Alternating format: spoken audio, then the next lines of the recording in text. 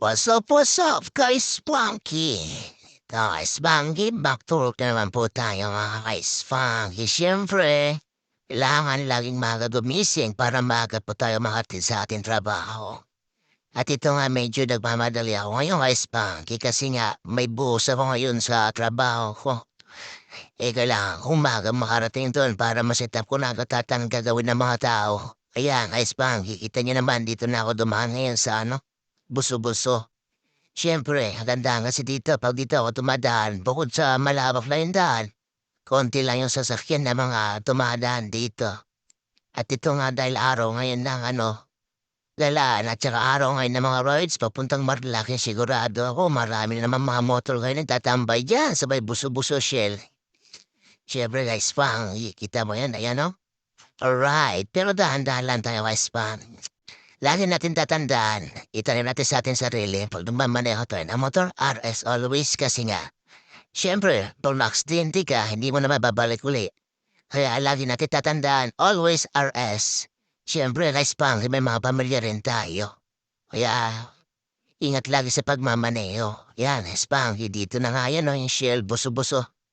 Dito mo makikita yung mga nagtatambay sa papuntang Marlaki, mga ka-Spanky. Dami lagi tatambay dyan. Maganda kasi magtambay dyan. Overload kasi yung area. Kaya yung iba, gustong-gusto dyan magtambay, magpapultang, tapos habang kwento-kwento, ano kaya naghihintay sa mga pasama nila. Yan, Spanky. Ako, dito tagandaan ko, tapos pagdating ko dito sa papasok ng inarawan, kakanan na ako dyan, Spanky. Oh, buti na lang Spanky. Maganda ang panahon ngayon, kaya thank you talaga. Sana wag nang umulan. Kasi para maka-accomplish ako ng maganda sa aking trabaho. Ito papasok na nga ako sa Binayoyo Spanky. At para makakatiyan ko agad sa work ko. Shortcut lang daan Spanky. Para mabilis tayo dumating doon sa trabaho. Yan ang ganda ng panahon Spanky. Kulay blue yung langit. Yan. Medyo paahon nga lang to ng konti Spanky sa dinadaan naman to. Pero carry lang naman halos araw-araw dito na ako tumadaan. Kaya kabisado ko na yung daan.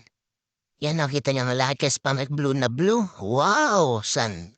Ganda ng view. Alright. Paano mga ka-Spanky? Hanggang dito lang. Vlog. Bye-bye. God bless. RS always po tayo mga ka-Spanky.